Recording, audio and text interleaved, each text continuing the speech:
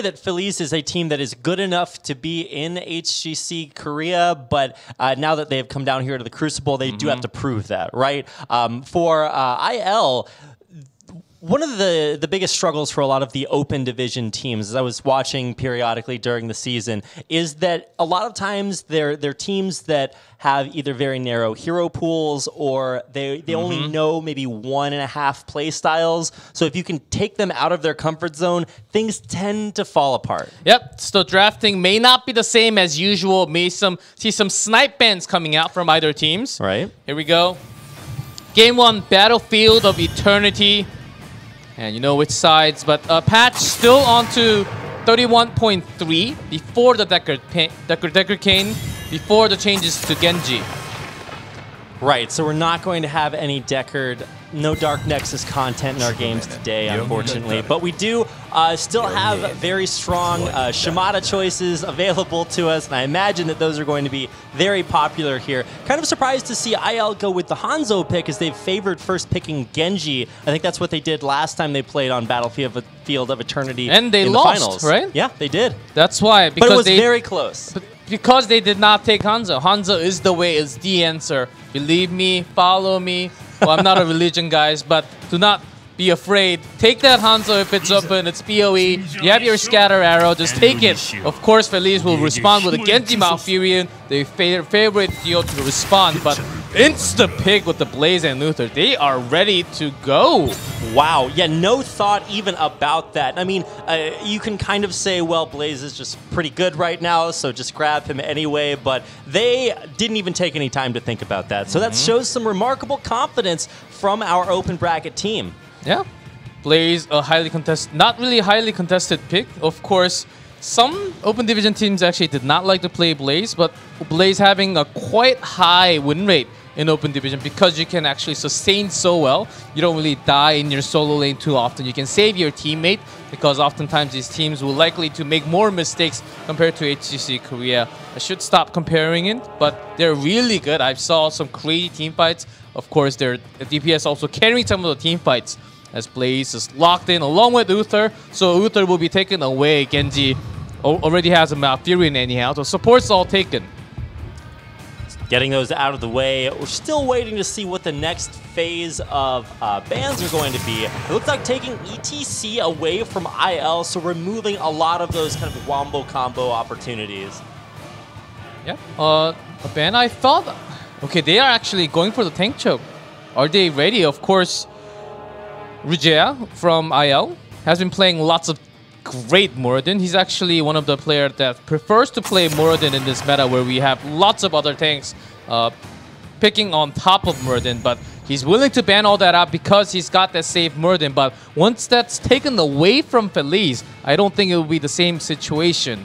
And Feliz should know that Rujea, he loves to play on that Muradin. That's why they're snipe banning on all the tanks right now. Yeah, I don't think it's not a big struggle to look at Feliz and find where their weak point is, right? And so I like to see that it's with the ETC ban. Now that's pretty much his top 3 picks just taken away. So where do you go from here?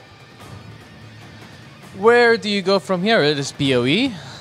Few other choices open. There's that Tyrael already locked in. Sonya free for the top lane against Blaze. Not too bad. Sustain is there. Damage is there. Once you land that Poison Spear to the back line, especially onto targets like Hanzo, you can basically win the team fight by taking out Hanzo away from the range of Scatter Arrow, damaging the Immortal at all. Final 2 picks here from IL, and I like that they're taking their time with these final 2. I mean, if they have any surprises in store, I guess this is where we get a chance to see it. I don't know exactly what they are looking for, but I can imagine maybe a Phoenix pick. They really favored Phoenix just as much as possible when I was watching them play in the open division playoffs. Yeah, IL, they were also having some Genji with Avatar clone. Double the Genji, double the power, or triple the power, maybe quadruple the power. L5 pulled it decently, pretty well, but compared to the level of L5, not there yet, but they were still able to pull that out and have a pretty good, of course they ended up losing, but it was a pretty good game. They were able to do it on this map. Not going to be the case with Hanzo this time. Pick up Greymane, a solid DPS, and Johanna to finish up, to self-cleanse a little bit. Yeah, the Johanna makes perfect sense. It's been a part of the majority of their compositions for at least the playoffs recently. That's really the only chances I've had a chance to watch them play, which may be the same for you out there watching, but I like to kind of set all of that aside because this is really the only series that matters. Is it? It is. Every single Hero League that I play matters a lot. Is that right, G-Clef? Of course. Do you take it all seriously? Did you build yourself a pro gamer booth in your bedroom at home? Not yet. Okay. I'm about to. Okay. It's got to go down to the hardware store. Maybe in 2020. But make sure it's soundproof. That's very important for Oh, your pro yes, game I know. experiences. There are a lot of complaints from my neighbors right now. I was listening to those pop music too loudly. But I thought you were just shot calling to your teammates. No, I'm not there yet. I'm not the leader. Well, final pick from Feliz. Junkrat, the range damage from far away. Pretty good, I would say, in terms of sustain, because IL does have some sustain with Blaze, but other than Uther's amount of healing, Hanzo Greymane maybe just poked out. Of course, they're looking to find this into a long game. Aimer holding that key, I think, with the concussive mind, and Feliz got a pretty strong draft themselves. I would say I'm glad to see the Junkrat in Feliz's hands. I'm excited to see what they can do with it as we get into our first game of this Crucible promotion best of 7.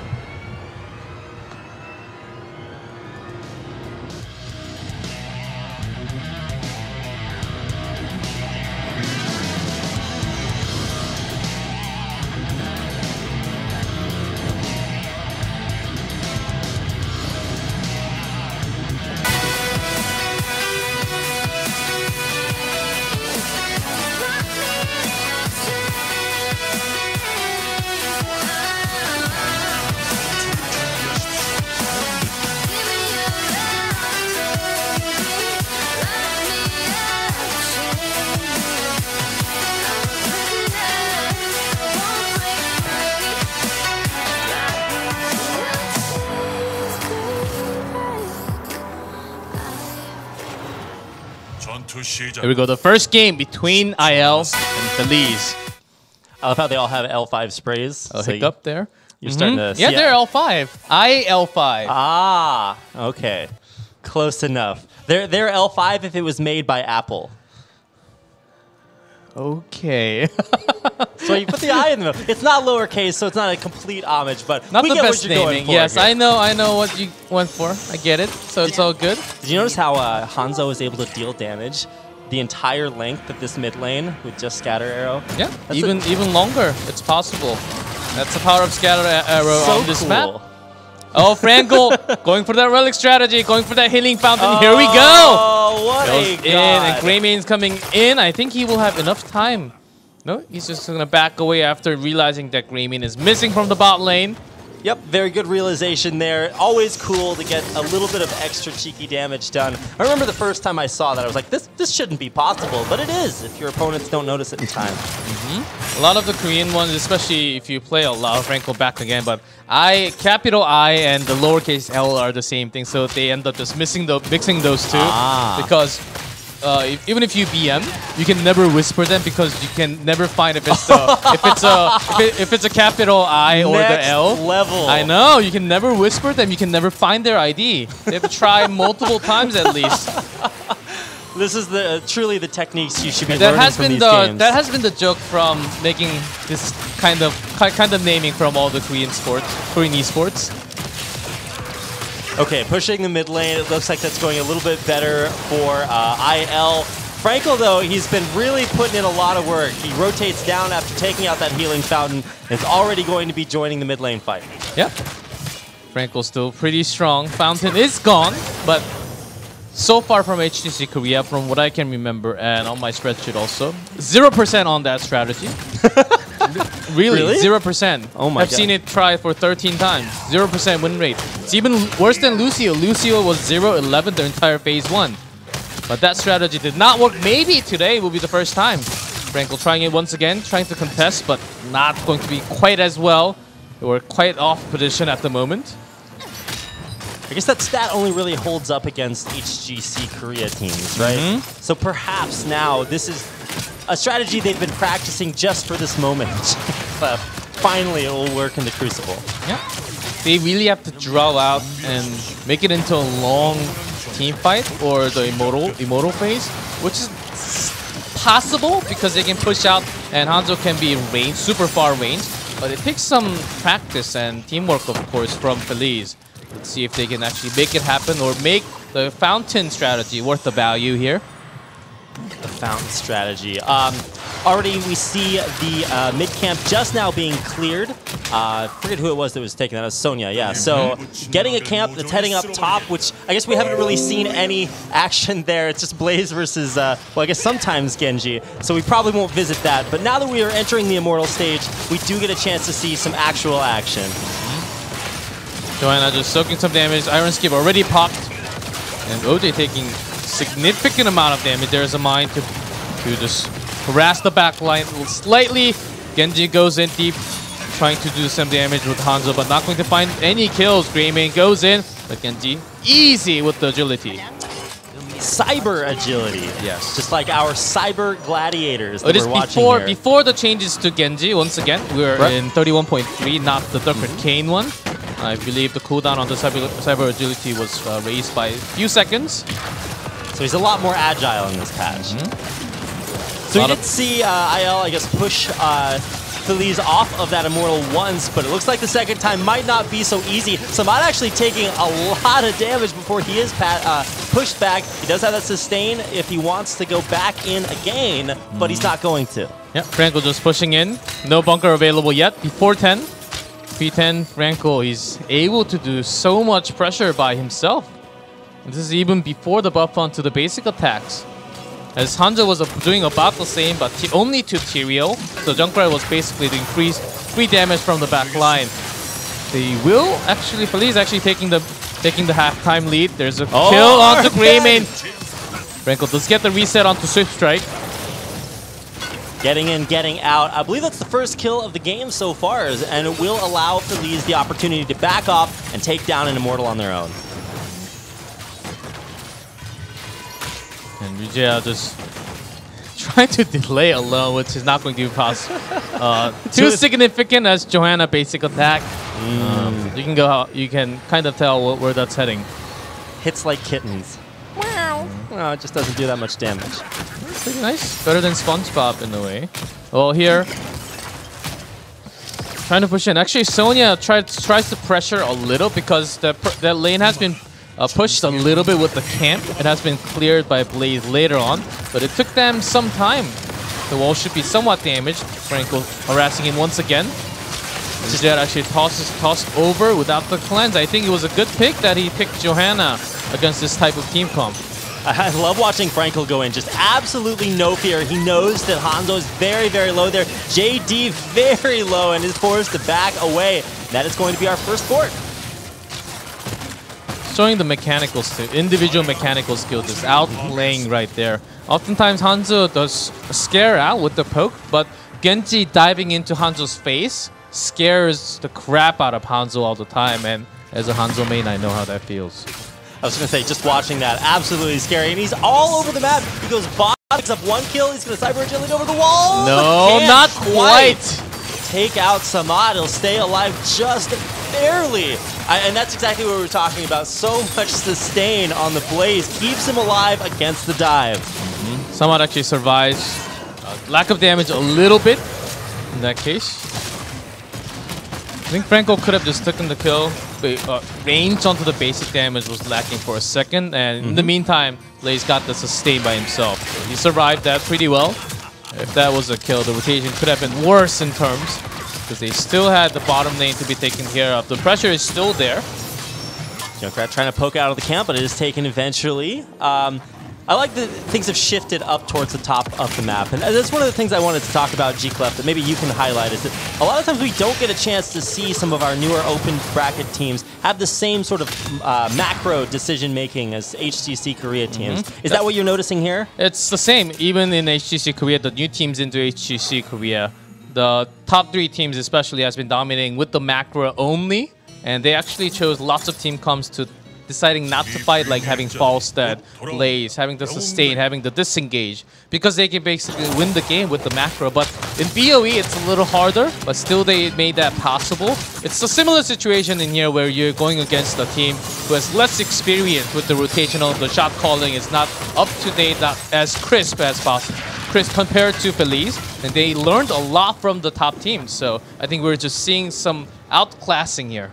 Yeah, you can really tell the difference that Feliz has had since joining HGC Korea, coming out of the Crucible. So they know what it's like to be here and advance on to the HGC, and I guess they'll have to show us that they're worthy of it again. They're still not too far apart. Of course, they will lose the halftime, but they are 10 now. They do have a lot more sustain. There's a Blessed Shield. Nothing too crazy that we're seeing from either side from level 10 heroics. Business as usual, but it looks like this time IL do want to pick a fight. They're having a little bit of trouble with it. I mean, I guess with Hanzo, you do want to put out as much poke as you want early. Yeah, slowly, they don't want to come too early because Greymane is still working with that camp on top. You don't want to have a 4v5 where you get caught. Absolutely. So Hanathan positioning himself right near that vent. Hanzo not getting too close to it at the moment. Hanathan waiting for his opportunity to strike, but instead decides wisely against it. Is just going to back off, and there's still a massive immortal health lead here for Feliz, so they don't really have to pick a fight immediately. They do have Junkrat, which is quite long range. You can just frag launch all the way out. Franco does dive in, not going to be chained up with any CC. Uther is actually a good point-click stun against the Genji. It's actually a pretty good counter, but in this case where Uther is so far away and their DPS not really close to Uther, it's a lot about the positioning. I think that's why Franco's able to just go in and sweep out everything right now. Not only just Franco, but the entire team of Feliz just being so patient here. They are. It's a little bit infuriating, honestly, just to watch how passively they're taking this engagement, because they know they have the health lead. They're going to get this immortal eventually, so they don't need to press their advantage. Feliz pushing in just so that Hanzo does not have any angle to do damage onto the immortal. But Junkrat does. With the bounce, even better. With the bounce, you can just go straight. So they're trying to block the damage, having Blaze, not really taking too much damage, because once they take too much damage, the Dragon Blade will just come in right after with the Riptire, the perfect one to catch the kill. So IL here trying to pressure a little bit. Hanathan into the vent. Here we go. Chase onto the Poison Spear, half down. HP already has to be healed. Yeah, he's going to have to get out of there. Ruge doing his best to try to occupy as much attention as possible. But in the meantime, JD is just so low back in the backside, and you know there's going to be a Franco coming for him any second. So Hanzo just completely out of this fight. He's going to fire the Dragon Arrow, but he only gets that stun onto one. So not really that impactful at all. JD just too low to participate, and that means that, oh god, Kimchi might not have life anymore. And Blaze sacrificed. Do you know what sacrifice means? Tyrael does. He but does. We don't. And Tyrael did not die in this team fight. That was Sanctification perfectly placed right onto that bunker, because they know that lots of damage will be put down right after. Greymane went in almost. That was almost close. A suicide mission. Yeah, I mean, I wasn't very optimistic about it making it out of there, but it turns out, yeah, only one casualty though, so it's not like they won't be able to defend totally against this immortal push, but it's still another big victory for Feliz.